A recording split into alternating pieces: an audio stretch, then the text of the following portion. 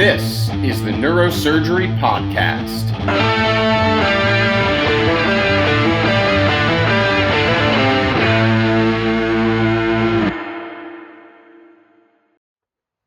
Welcome back to the Neurosurgery Podcast. Today we are joined by returning champion, and now, after all these years, we could say friend of the show, Dr. James Schuster from the University of Pennsylvania. Dr. Schuster was on recently with our movie series talking about how appropriate the Rocky series there in Philly. And in the course of that conversation, we kind of started touching on the work that he did over the years at the VA hospital. For our non-American listeners, the Veterans Affairs Hospital. This is a public hospital where our veterans get their medical care, from primary care to even neurosurgery. And so we thought how appropriate, since it was coming up, to have Dr. Schuster back on for a special episode, which will be released right before Memorial Day, again, which for here in the States is for the people who have served our country in the armed services and have died. And so, Dr. Schuster, welcome back to the show. For the people who missed your first episode, remiss on them, please take a moment to say hello and introduce yourself. Hi, great to be back. Thanks very much. As you said, I'm Jim Schuster. I'm a neurosurgeon at the University of Pennsylvania. I do primarily spine. Next year, I'll have been here 25 years, so it's a Wow. long stay. It's the longest I've ever lived in one place in my entire life. But no, I think it's a very fitting topic. You know, I my VA experience started as a medical student, and at Duke University, there's a giant VA hospital right across the street from the main hospital. And as a student, this is back when there was no blood draws and no EKG. Like the Yeah. students did everything there. Yeah, well, I will say congrats on 25 years in Philly. Normally in the show, this is where I make some joke about what I was doing 25 years ago. Yeah, It's grade school, but yeah. I've made those jokes enough. But before we get into your career at the VA, that wasn't your first exposure to the military. You mentioned last time you're on the show, you come from a military family. Yep. Please take a moment, talk about the people in your immediate family who served, and give us a taste of that life when you were growing up. So my father was career military, and it's amazing. He at the age of 14 tried to enlist in the Navy during the Second World War, and Wow. he grew up in a steel town in Pennsylvania, Johnstown, and back then, everybody felt like they were missing out. Like if you weren't in the war, it's a very different, sort of vibe now with regard to like, Yeah. they realized he was 14 and they sent him home. And then, years later, he went back in the Navy, was assigned to, the Marines, and was in Korea, and then came back, went to school for a while, then was in the Air Force for more than 30 years. And so, Wow. we moved around quite a bit as when I was a kid, moved around quite a bit because, just sort of the military life. So, uh, you know, it, uh, uh, it just, always, I think I said that the first, I have a lot of respect for people in the military, not only because of my personal experience, but just, for me, it really is a big deal. So, So, Jim, I love that story because I think about it that America as a country is one of the few that actually raises a voluntary armed forces, right? right, There's been no conscription since Vietnam. right. So people in the military, they are volunteering their time and their lives. It's the greatest sacrifice, and it helps to make America an amazing country. It's very controversial nowadays with a lot of the things that happen in the world. But as far as what individuals do, it's very clear cut that the act to serve your nation is an admirable one. Oh, And absolutely. I love the VA. You know, Michael DeBakey founded the VA. I was just looking back. The VA was founded after the Civil War. Sorry, Civil War, 1800s. And I went to medical school at Stanford. There was a Palo Alto VA, and I loved going to the VA because I would go to Stanford Hospital, and the folks there would be like, "Oh, I don't really want to see a medical student," and then I'd go to the Santa Clara Valley Medical Center, which is the county hospital, and those people even they would say that, or they don't speak English or whatever. And I'd go to the VA, and all the patients I met, and I'm not saying this is true for everybody, they would say, "Doc, you're in training? Amazing." They would tell you stories. They'd Oh, let you draw the blood. You would miss the vein, and they would say, "No, just try again, Doc." Right? it's funny you say that. I just was saying, like, especially like the World War II vets. I mean, literally, you'd be in there like poking away, and they'd be like, "I'm sorry, I'm so much trouble, doc." You felt so bad, and like I always remember, you'd have to consent them, like as a resident. They're like, "It's fine, doc. I trust you." That's what they'd always say. I said, "No, I really have to, get you to sign the paper." But it was just like you said, they were just it's just a different experience, at the VA hospital. So Now, I did my residency at USC, as you know, right? When I yeah, met you, and USC did not have a VA. There was a VA in West Hollywood. I'm sorry, West LA, which is the UCLA VA. And then when I came to Miami, we had a VA hospital here, and we still do. And when I was asked to put together a proposal for my first job acceptance, I said I want to work at the VA. Right. This right, is in 2001. And I feel like it was like a big part of a loss to me that I didn't get to do that. yeah. But a lot of folks, they look at the VA, they're like, I don't want to be at the VA, right? I don't want to work there. Tell us why it's so valuable and important to be part of that system. It's a major cornerstone of our healthcare system.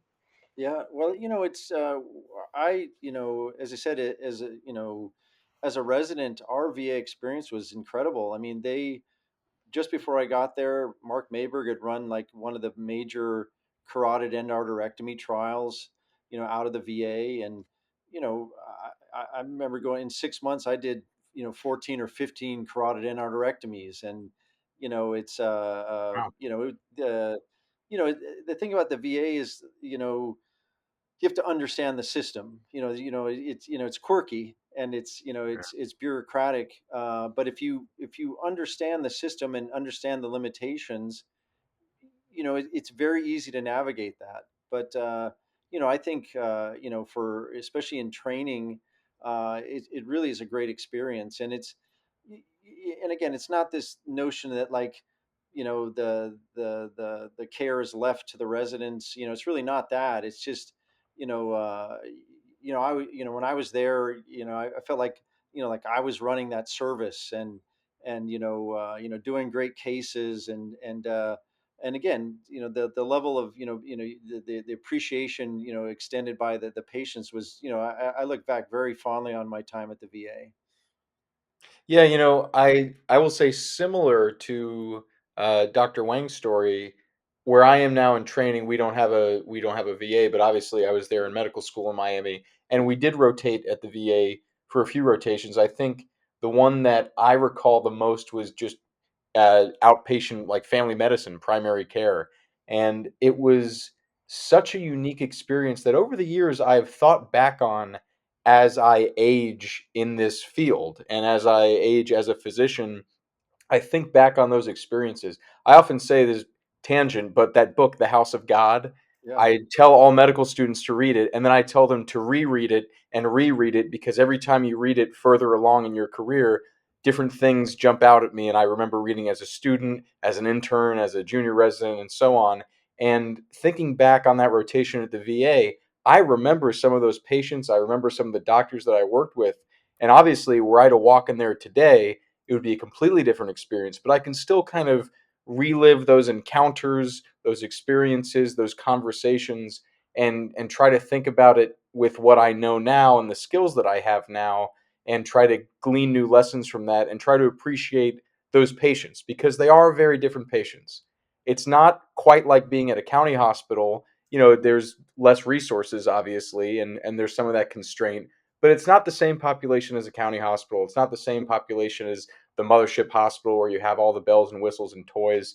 And so I do frequently try to think back and remember what was it like to be there and to interact with those patients. And as you were saying, to hear their stories, because that's my one of my favorite parts of this job is that you get to meet so many people, such a cross section of life. Um, and just as we get to tell them things about what's going on with their health and their brains and their spines, they get to tell us stuff about what's going on in their life before they came into you. And so, Dr. Schuster, you told us that you have wild stories of treating veterans from all across the decades. And why don't we just march chronologically through here? Because you told us that you even took care of some folks who were in World War One. Well, And I just want to know, sure, the stories, but just what were those people like as people? well, it's one of these beer commercials, like the most interesting person in the world, sort of thing. And Yeah. it was this guy was over 100 years old, and it was a very sort of a very similar story to my father. Lied about his age, joined the Army Air Corps at like 14, and he said, "Well, I was a bomber pilot." And I was like, "Well, what was a bomber pilot in the First World War?" He said, "Open cockpit plane, biplane. You had an apple crate full of grenades, and you would just drop down and and drop." It was just, I look back now. I just honestly, I think this is one of the most interesting people I've ever met in my life, because it was just and this was like in the 90s. And so, but again, Mm. and again, I forget, he was literally like 102 or 103. And it was weird because someone in the community had put a shunt in him, like, and I was like, well, I guess they thought he was, had NPH, but I was like, like, we were laughing, like, one of my attendings said, 102-year-old, your brain looks like a pine cone in a 5-gallon bucket, like, it's just like, and so, but even with that, just to sit down and like to listen to those stories. And then I remember there was a he was a World War II vet, and at the VA, the highest level of like designation was a prisoner of war. And Mm. literally their charts they were gold embalmed, yeah, or gold embraced, so it was like prisoner of war. And so I Wow. remember talking to the guy, and he was actually a little bit embarrassed, because he was like, I said, "Well, what was the story?" He goes, "Well, he was like I think he was like a tail gunner in a like a like a flying fortress, and they got shot down, and he parachuted out, and he said he literally landed like within eye shot of like a Stalag, like the guards just came out and got him and marched him in. And then he said, that's how I spent the rest of the war. So he said, they get sort of this build up, like, oh, this, like this, like you think it's like a war movie or something. But he said literally, like, he landed, and then the guards just sort of motioned to him. He just sort of like walked his way over. But I mean, I can keep going. I remember, these things stand out in your mind. Like, it was a Korean War vet, and this guy was a barber in the community, and he walked in, and he's like, clearly sort of bent over and sort of deformed, and like one of his legs was literally about 6 inches, shorter than the other. So he had this big boot, and he's like, I got run over by a Jeep in the Korean War. And sort of like, all right, fine. So we look at his plane x-rays, and to this day, they're the worst plane x-rays I've ever seen. It literally looked like his spine was broken in half and then sort of like healed almost like side to side. And then he's like, I get sort of tired when I stand up all day as a barber. He's like, is there anything to do? We're like, no, there's really nothing to do. He goes, okay. Like, you know, and went on about his about his business. But it's like I said, those are things that happened so long ago, but they just like stay in your mind, like, Yeah. just the toughness and the resiliency of these people. So I want to ask you, Jim, do you think that nowadays, because of maybe it's controversy in the wars and probably started more with Vietnam, like after Korea, that a lot of folks like I don't run into a lot of young surgeons who say I want to go work at the VA, and yeah. to me, like that, maybe there's something wrong with the way we educate. Maybe there's fundamental misunderstanding of what's happening. Like, can you make the plug for why your time at the VA was it was special? It was different from being at like Penn or these other hospitals. Like, what's the real reason why young people should think, wow, I take a VA job. It's I'm going to take great pride in this.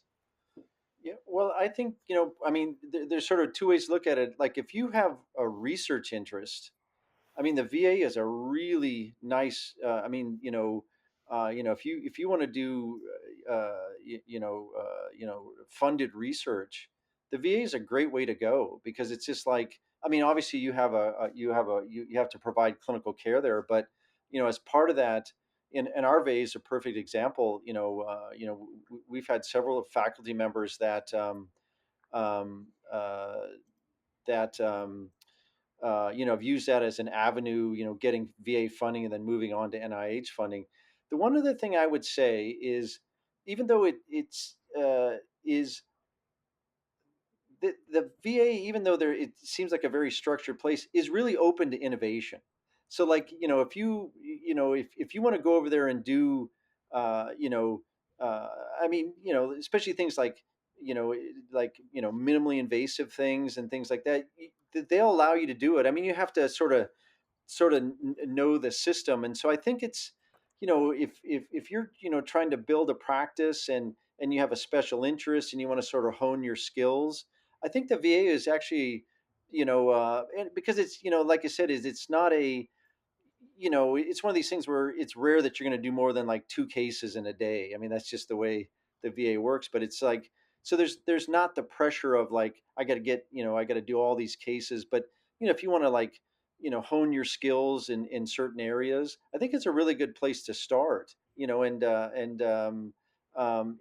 think if you sort of, you know understand how the VA works, and know how to sort of, negotiate, and show the value of these things, that I think in that case it is actually a very good place in that regard.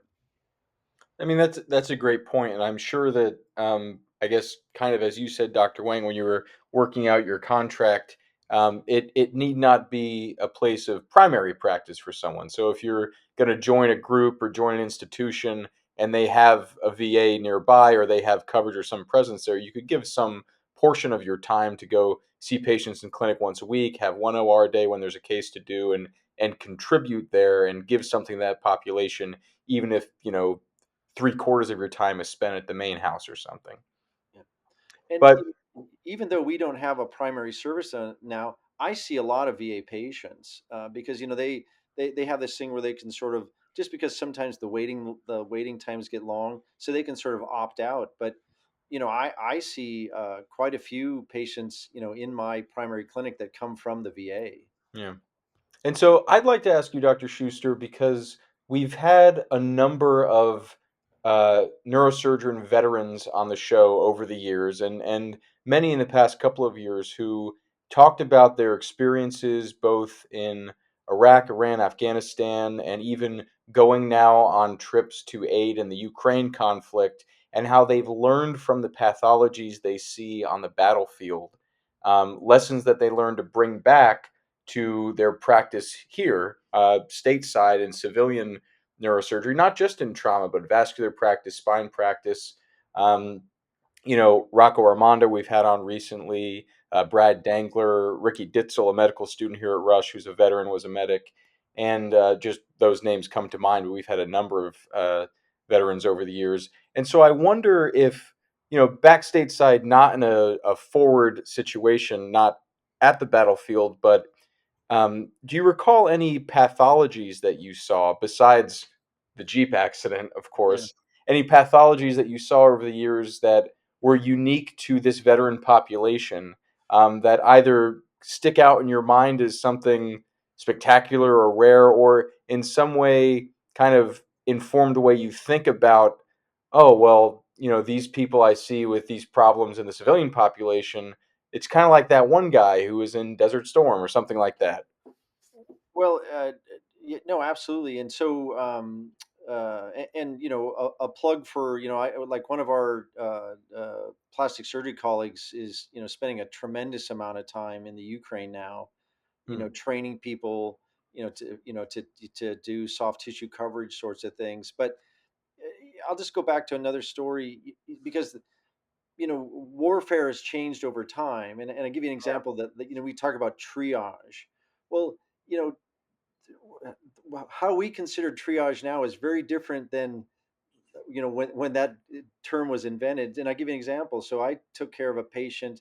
He was a medic in Vietnam, and to them, triage was, you treated the least injured people first so that you could get them back to the front line, Hmm. which is very different than what we do now. And he said, quite honestly, if someone came in with a head injury, they sort of got pushed off to the side, and then if they were, I mean, basically, to be blunt, if they were still alive, when they got through everything, then they would sort of attend to them, which is very different now. Like, Yeah. now, they, and some of it's a resource driven thing, obviously, but they attend to the most severely injured people first. So, like, triage has taken on a very different thing. And so, and I do see, there's a big difference between, because we see a lot of gunshot wounds to the head and things, but like civilian ordnance, if you break it down by muzzle velocity, is very different. Fortunately, we don't see a lot of automatic weapon injuries, Yeah. and we don't see a lot of blast injuries. And so, but I've seen those. I've seen people that were like, I see them after the fact, like they were treated initially, at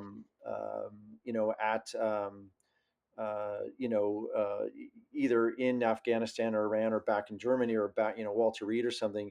And you see those people after, and you realize the difference between military, ordnance wounds and civilian ordnance wounds. So I think it's a big, a very big difference. So, um, but again, fortunately, every once in a while we'll see like a AK-47 or an AR-15 or something wound, but most of what we see is 9 millimeter, Yeah. handgun wounds. So I'd love you getting wonky on this because I want to say that the very simple binary division is like high velocity, low velocity.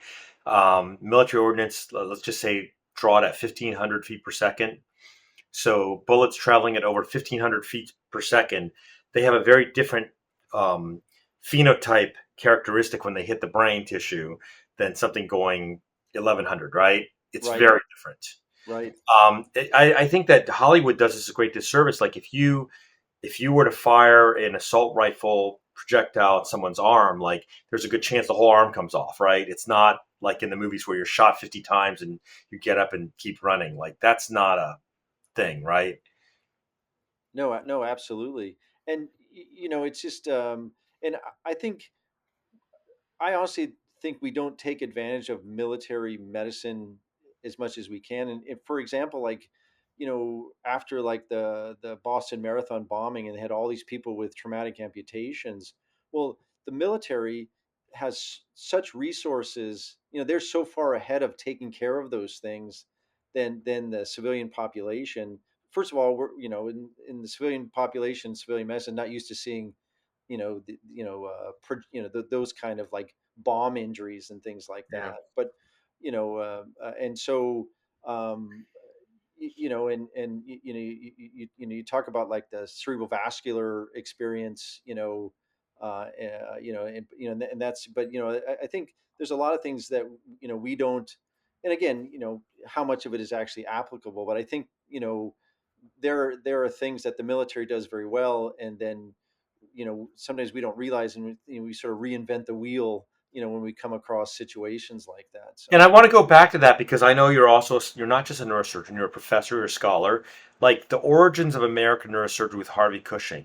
I know you've studied it. How much of do you think Cushing's formative years and his concepts of how he was going to revolutionize neurosurgery came from World War One? I mean, it seemed like it was a big part of his persona, right? no, I totally agree, because like I said, it's just I'm sure in World War One it was like head injury after head injury after head injury. And so, just you, you know just the experience of seeing the brain, and seeing the brain in various stages of disrepair and things.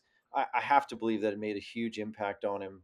And I think, we, even like, no, I totally agree. I really think that they had a huge impact on, how he approached things. And I'm sure, I'm sure, that he would agree, that made a huge difference for him. So. Yeah, and that's it's I think a really important lesson that needs to be drawn from having access to patients who were in the military and now come to you with neurosurgical problems. We've talked on this podcast before by analogy about treating professional athletes. And so the things that happen to a professional athlete's body, both good and ill, do not happen to 99% of the population on the planet Earth. So the problems they face, the forces that act on their spines, the impacts they take to their heads, the problems they face are unique. And the treatments we have to offer them, one, tailored to those problems are unique, but two, we know what they need to do with their bodies later. They're going to face forces and things that you and I never will. Analogy back to a veteran, things have happened to that person's body, jumping out of airplanes and helicopters, the number of times from the heights they jump, the speeds they jump at, how low before they pull the chute, and then the that deceleration on their body. Things happen to their bodies that do not happen to the general population. And so they develop problems that demand solutions that no one else can really offer them unless you see those patients and you see enough of those patients to spot the pattern, find the right solution. And not only do we owe that to those people who gave their bodies in service for our country, but as we were saying before, this generalizes, right? The more that you see what can happen to a human head, like Harvey Cushing, what can happen to a human spine, like all of us in the VA with people who were jumping out of planes, the more you understand the human head and the human spine, you can carry that to your patients in daily practice, wouldn't you say? Well, it's interesting. So I actually, I don't see as many as I used to, but I used to see quite a few active military people from like Hmm. Fort Dix, one of the local hospitals and things. And so, and it's so funny. Like, you see someone like workman's comp, and then you look at their job description. It's like they have to be able to like, you know, uh, you know, stand up, lift so much. I remember this one, and he was an infantryman, and literally the job description was has to be able to carry an M60 machine gun and like 50 pounds of like rounds or something. It was like a very specific, like I was like, Yeah. I'm not sure what to say to that, like after his micro discectomy or something, Yeah, I was gonna say no lumbar arthroplasty for right, him. right, right, Yeah. yeah, Yeah. Well, It's actually really interesting. So I've operated in lots of military folks, and I'm thinking back to like the pilots, like how many levels to be fused before they can't fly right, anymore, right? Mhm. And I'll never forget this one. I think it was Navy. He was a F-15 pilot, and he said, "If you fuse me more than two levels, I can't fly anymore. You got right. to do one level or two levels." And it's just fascinating because the job is so hard what they do. And I want you to tell us a little about what you think is coming in the future. Because if you think back about spine, a lot of what happened, and I know because you worked under Sean Grady for so many decades, in in the care of spinal cord injury, really got revolutionized by VA, the Mandeville centers in UK, and you could argue we haven't advanced much since then. You could really make that argument. Do you think that the VA is the place where things are going to change in terms of like whether it be a brain machine interface or revolutionary trials, like there can be an argument made for that, right? Yeah. Well, I mean, I'd like to believe that the DoD and their funding, it seems like that would be the sort of like the natural progression, Mm. that really should be the focus of their funding, and so yeah, I mean, it's unfortunately it's sort of changing times. It's with VA funding in general. I was talking to some of my colleagues that have funding through the VA, and after there were all these freezes Hmm. on on funding. It got back to the point where it's like we freed up the funds for the lab, but you can't hire or rehire anybody. So they're sort of like stuck in limbo, and so I think it would be the best place, it would be sort of the natural mechanism and would serve the veteran population. I just, it's a little bit hard to say what's going to happen moving forward with research in general through the VA.